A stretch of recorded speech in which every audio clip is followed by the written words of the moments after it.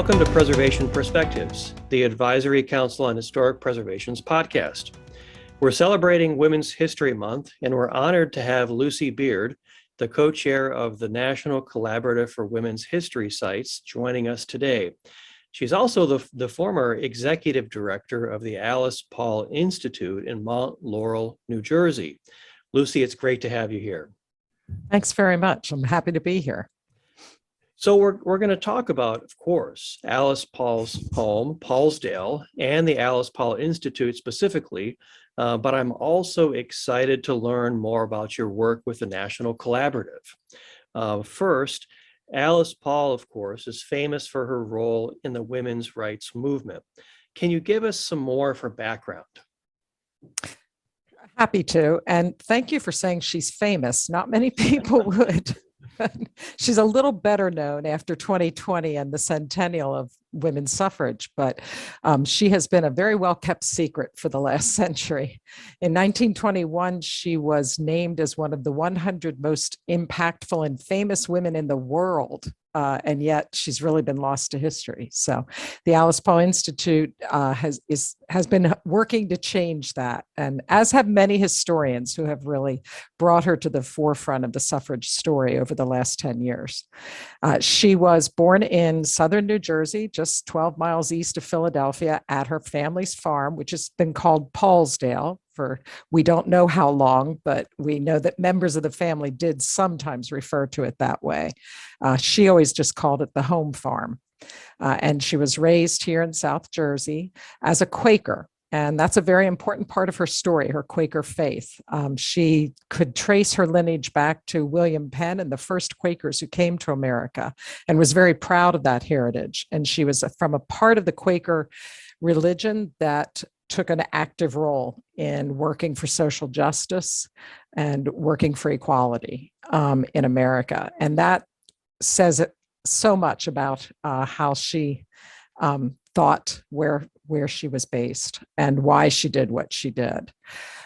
She left home when she went off to college in 1901 and never again lived on the farm for anything but a short time, but really then went out into the world to work for equality. And she, at a very young age, determined that the way to do that in America is working to change the law.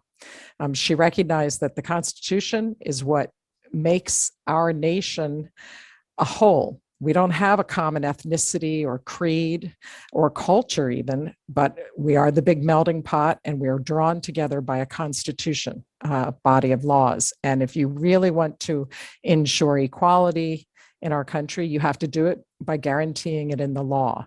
So the first step of that was working for women to get the right to vote. The next step of that was the Equal Rights Amendment. And that is definitely what she would want us to be talking about, because she devoted more than 50 years of her life to the campaign to get an Equal Rights Amendment accepted into the US Constitution. It hasn't happened yet. We have 38 states, the required 38 states have ratified an ERA, but it is not yet a part of the Constitution.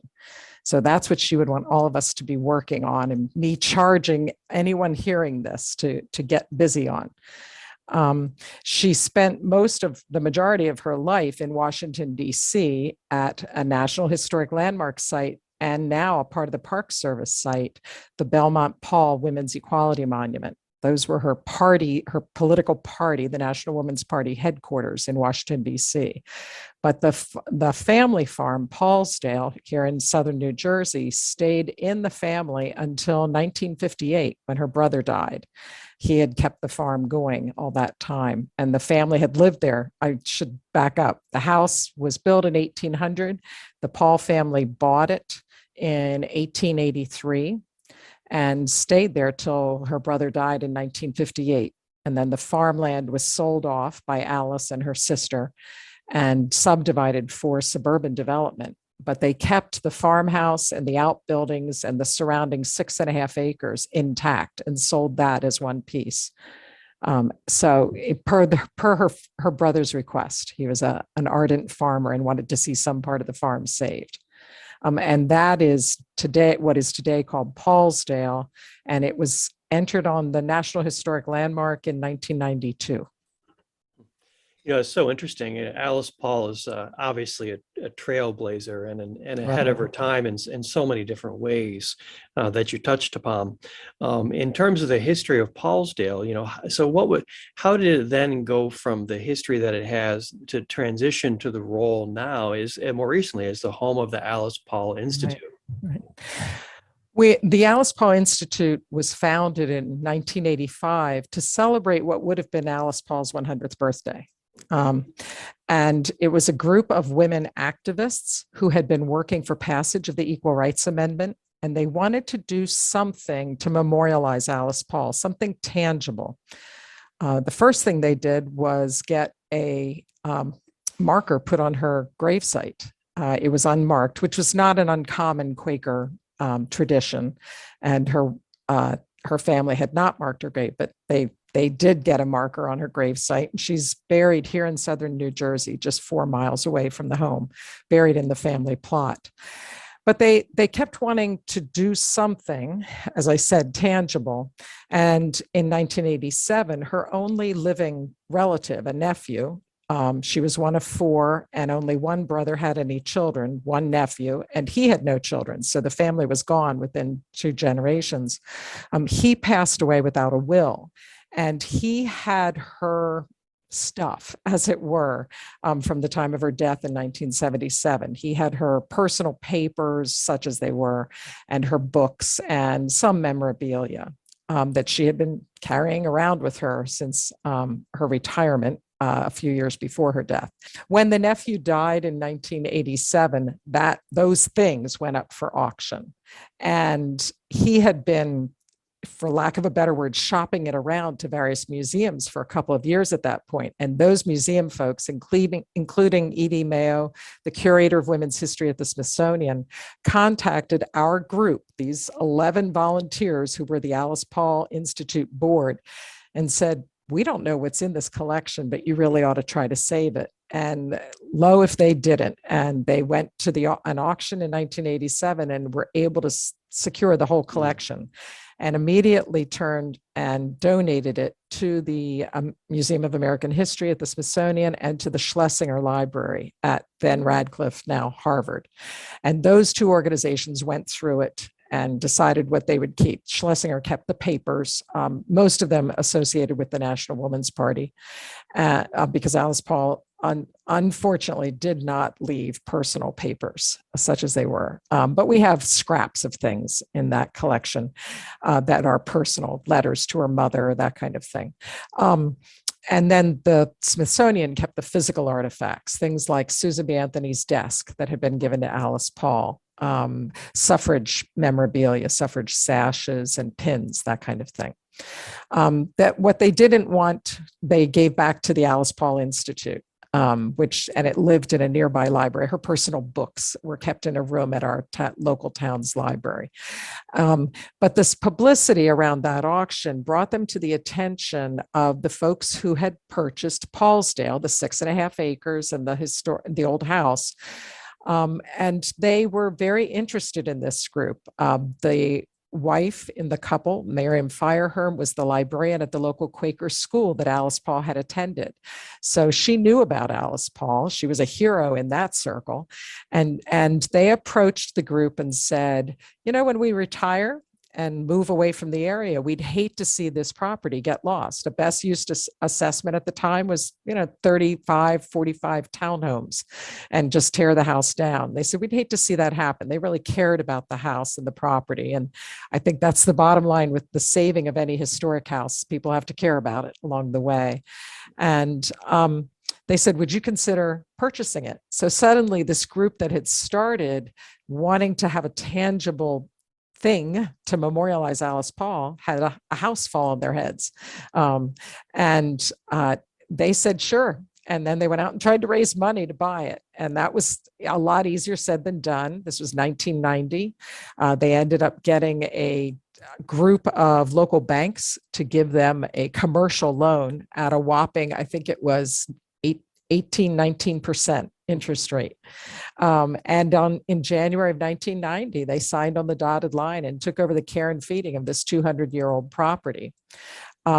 They were, as I had said earlier, they were ERA activists. Purchasing and taking responsibility for this property turned them into preservationists. It was quite a transformation for some of these women. And I have a lot of respect for them and what they learned. And the first thing they did was apply for National Historic Landmark status. And they got rejected initially, being told that, well, there is already a one property for Alice Paul, the Belmont Paul House in Washington. So they came back with a survey of how many properties there were for Thomas Jefferson or George Washington, and maybe we could have two for a woman. Who knows? And this was part of a campaign at the Park Service to diversify their NHL listings somewhat and to add more properties for women. And since that time, I think something like 41 properties have been added. Paulsdale was one of the earliest ones in that effort. So in 1992, Paulsdale was named a National Historic Landmark. There are still so few of them that are NHLs specifically for a woman, but I'm proud that it's one of that few. Well, that's really great that you were able to keep so many of her belongings and artifacts and primary sources, together, or at least in known repositories, because it just seems so often that, once you move past the first generation, either these things can end up in the four corners of the earth, or the heirs or burned. I find, sometimes the heirs follow in the exact same path, or they go a completely different route. Right. And without those items, it's really difficult to pass them on to the next generation who can learn from them. And so I think, that's a good segue to a question. Tell me a little bit about what members of the visiting public experience at Paulsdale. And, so how do you, for visiting members of the public, how do you use that site to tell the story of Alice Paul? Right. The intention of that founding generation was, once they got the house, they brought in people women activists from the region and said, what's the best use here? We have this shell of a house there. She left no furniture. And everyone around the room said what Alice Paul would want, they felt sure, was to keep her work for equality moving forward, to make this historic site a center for leadership development and learning about civic engagement and leadership skills to push the civic and equality message forward. And that was a new concept in 1990. I came along as a volunteer a few years later, and I can tell you the number of times I sat in a potential funder's office making this case. If I had said to them, we're going to put a plush Victorian sofa over there, and I'm going to dress up in Victorian dress and have teas and pretend to be Alice Paul, that they could understand. But my saying, no, the rooms are going to have modern furnishings. It's going to be a spot for workshops and things. That was a new idea. Now I think it's pretty common, but that adaptive reuse idea at that time was still quite new. So these women were really forward thinking with this idea of using a historic site, using history to inspire future generations, not only with an interesting story when you visit the house, but also with actual programming and workshops that teach contemporary topics in a historic setting. Over the years, through the 1990s, we owned the property and we were raising money to restore it and rehab it so that it could be open to the public. It was habitable, but it wasn't up to code for school groups to visit or anything else. So we were very fortunate. And again, that founding generation worked very hard to create the connections and get the bona fides, I'll say, to apply for some really seminal grants. So we got a large scale grant for a historic structures report, and we were doing that in 1997, 1998. In the meantime, we were applying for funding from our state historic trust, and were able to match the grant we got with funding from other organizations in the area, so that by 2001, we'd completed the HSR and we were able to go into a full-scale rehab renovation on the building. On the exterior, it is to Secretary of the Department of Interior standards for restoration. The paint scheme, everything. The only modernizations or non-historic fabric is a wheelchair ramp and a railing along the porch so that no one falls off. On the inside, it's not a historic farmhouse. We can't call it a restoration. It's a rehab. We've put in HVAC. We've put in Wi-Fi. We've got everything so that it can be used today for all kinds of various uses. That work we were very fortunate in having a big enough funding package that we got it all done pretty much in one go rather than stretching it out over many years. And that was really just lucky timing in our applications as much as anything. And by 2002, we were able to open to the public. Now, we still didn't have any historic furnishings, so we were giving tours for many years that were really just word pictures, walking around, talking to people.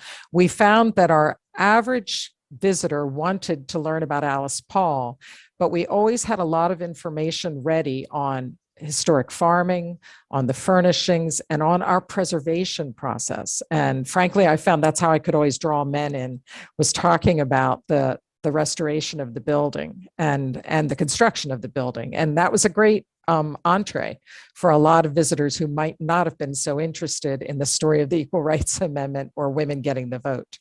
And we created a video initially that would do a lot for us. In 2015, we did install a permanent, semi-permanent exhibit, but largely through words on the wall panels. So that allows us to do an introductory video, talk a little bit, and then let people tour at their own speed. And that's been really helpful for it's allowed us to keep the building open longer. We can be upstairs working in the offices while people can be taking their own tours downstairs. And it didn't require so much hands-on from volunteers and staff. Yeah, it's such a multifaceted site there at Paulsdale, the way you describe it. And it's interesting how you put it, that we think of these sites as just being about the past. We're commemorating the life and times of someone, but obviously you're describing a site that's also very much focused on the present and the future. Right. If I had a nickel for every time I've heard this story, Paulsdale would be very well funded. Everyone who meets her, and I will run into people at conferences and elsewhere who will say, I have an Alice Paul story. And I can almost quote it verbatim. People would come to visit her in her nursing home. She would drill into them. They always focus on her eyes, her unblinking stare.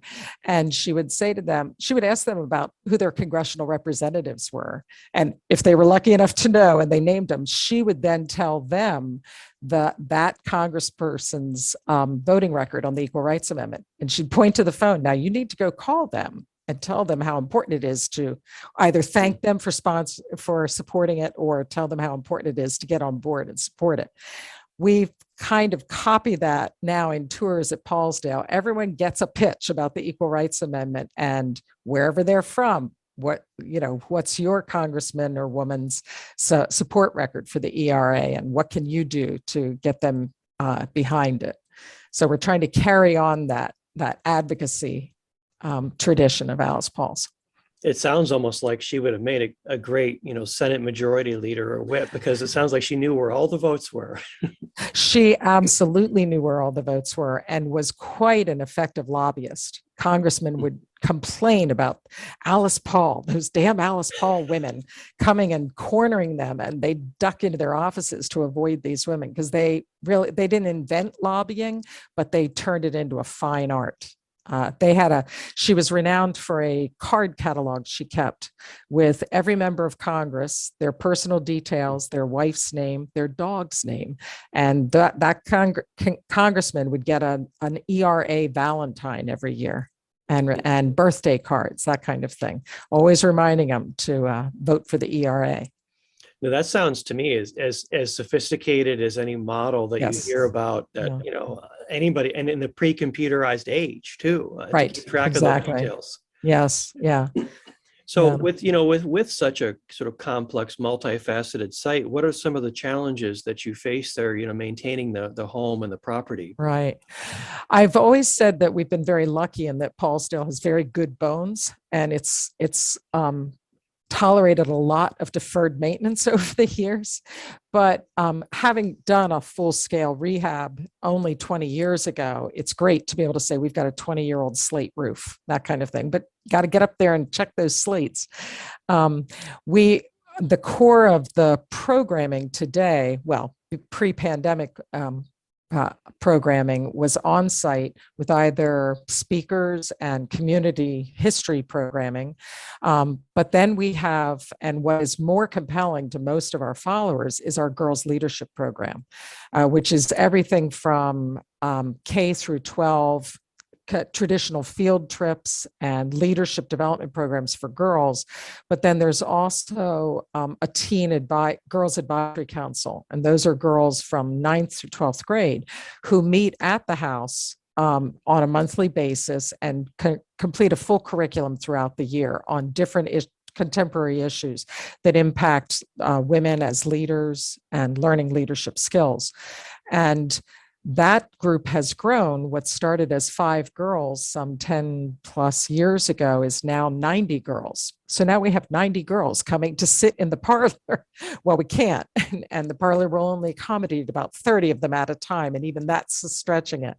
And then you have 30 girls' parents driving up your gravel drive and going off your drive to get around each other. So that creates a lot of wear and tear, more on the outside than the inside.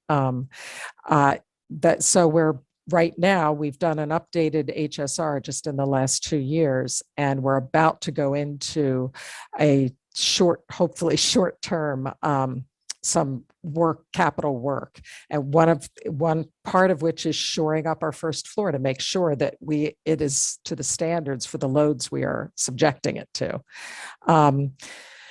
Anyone who's in preservation knows how expensive anything we do is. So if we get a bee infestation in the soffits up on the roof, that means hiring a honeybee remover with a cherry picker and everything. And so something as small as, we've got bees who've put on a hive in that soffit is $2,500 later.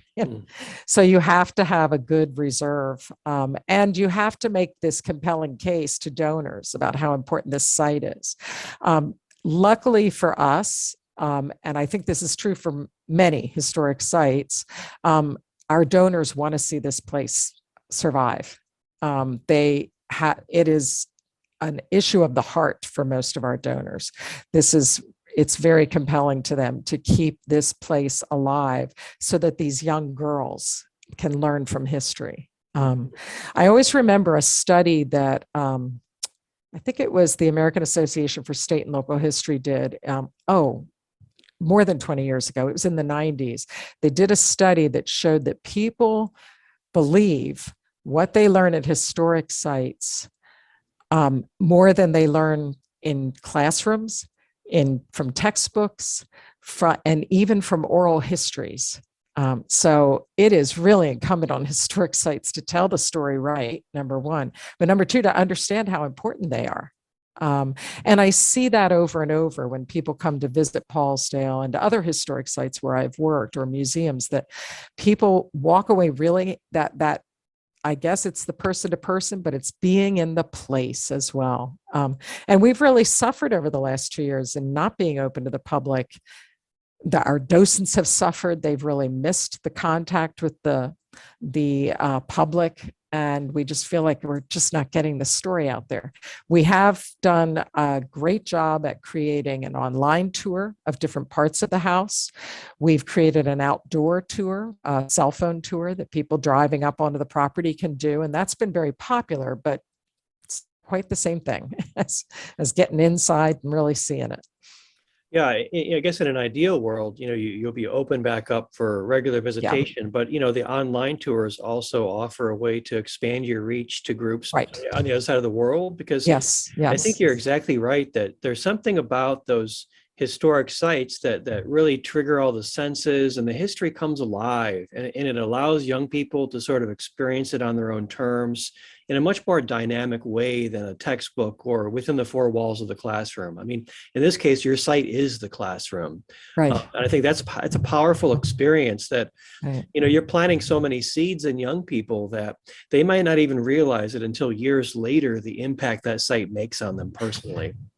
We hear that from alumni of our Girls Leadership Council. They go off to college and they'll come back to visit and say, the time I spent in this house made such a difference for me. So, but we have gone, I should say that through the pandemic, we've learned how to do online programming with girls. And we now have members of the Girls Leadership Council coming from California. So they Zoom in every month, but they can't wait to come visit, they tell us. So. I'm sure. So obviously you wear more than one hat. So, so with some of your other work with the National Collaborative for Women's History Sites, so where does Paulsdale kind of fit within that other work and cooperatives like the National Votes for Women Trail, sort of, so where does Paulsdale fit in, sort of within some of the other elements of your work? Right. What the National Collaborative for Women's History Sites was created in around the year 2000, largely by the Alice Paul Institute's founding president and a few other women who said, we need a support group for women's historic sites, for managers and donors, and to get together and talk about issues that are impacting these sites. And very early, they got the attention and the support of some key people at the National Park Service, who then joined the collaborative, and they created a 501c3 in 2003, I think, and with an initial meeting in Philadelphia. But they were coming from all over the country. And with the Park Service influence, it grew into not just women's historic sites, but also interpreting women's history at all sites, just broadening historic site interpretation to make sure you're telling your story to include 51% of the population. Anywhere there's a place, there was a woman there at some point.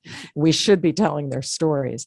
The collaborative through the years, and it's always been a virtual organization with people from all over the country, but they've always maintained a headquarters. For many years, it was at Paulsdale until about 2006. Then it's jumped around the country to other member sites, such as the Great Hudson Museum in California, the Frances Willard House in Evanston, Illinois, couple other, the Belmont Paul House in Washington, and then a few others. Currently, the National Collaborative for Women's History Sites is based at the Alice Paul Institute. That's its administrative home. Today it is 16 board members. And in 2016, we determined that we wanted to do something for the centennial of women getting the right to vote that was coming up in 2020. And there had been legislation, I think it was around 2007 or so, to create a women's heritage trail across the country, but it was never funded. This was federal legislation, but it was no funds were ever appropriated. So our organization picked up that idea and said, we're going to create a National Votes for Women trail to celebrate the centennial. We're going to have a trail across the country. And we started with an online database and we recruited volunteers from every state in the country to oversee research and listing of places in this database, places from their site that could tell a suffrage story. So this isn't just the Susan B. Anthony slept here. There's a little bit of that, but it's more about Susie Smith, who you've never heard of, who led a meeting or who published a newsletter every week for 5 years, promoting the vote to her community. It's really community histories, and it's been fabulous what we've learned.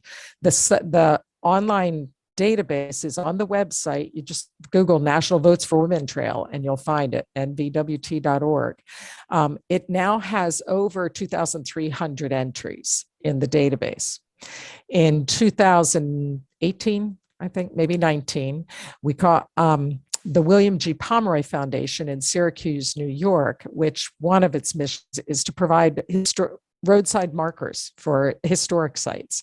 They were very interested in the Votes for Women Trail, and agreed to put up roadside markers at specific sites in different states. And by the end of 2022, we will have something like 210 markers across the country for the National Votes for Women Trail. They're in 45 states plus the District of Columbia. So with the roadside markers and this online database, we're doing so much to try to bring the story of everyday people involved in the suffrage movement. And that was always the idea. Wow, you might have already partly answered my question, but for those in the audience who is there a list they can go to of women's history sites, or how do they plug into these sites? How do they learn more? How do they figure out where they're at and try to visit them? Right. Well, the database for the National Votes for Women Trail may have some sites that are open to the public, but many of them aren't. Many of them are here in New Jersey. It's a park in the middle of Newark where there were huge rallies, or it's a church that was used for some public meetings, something like that. But there are various sources for check out the National Collaborative for Women's History sites. Our website has some information. Other sources are the National Trust for Historic Preservation's current campaign called Where Women Made History. And that features historic sites, most of which are open to the public. And then you can do online searches, things through the just going for women's history. There is so much rich history out there. And so many of the women's historic sites are still in the hands of volunteers who are doing their level best to save this history and make it available to the public. I always like to wrap up with a kind of call to action. What do you say to someone who says, this is great, I want to get involved now in some way, whether an intern, a volunteer, a financial supporter, what would you recommend? How do they get involved?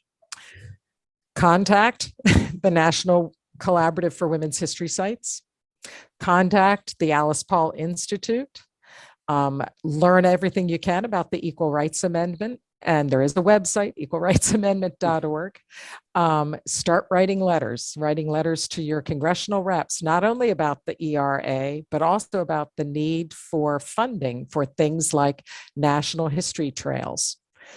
We have to bring our history to life for future generations. It's so all of a sudden history is kind of controversial, and we have to tell more of the story so everyone is represented in our history. I think it'll make it a lot more interesting for everyone too. I think that's a perfect place to wrap up. Thank you so much, Lucy, for joining me. And to our audience, check out the Collaborative's websites for women's history sites to visit near you during Women's History Month, and of course, all other times in the year as well. Make sure you follow the ACHP on Facebook, Twitter, Instagram, LinkedIn, and YouTube to find out more about the ACHP. I'm Luke Nichter, and we hope to see you next time on Preservation Perspectives.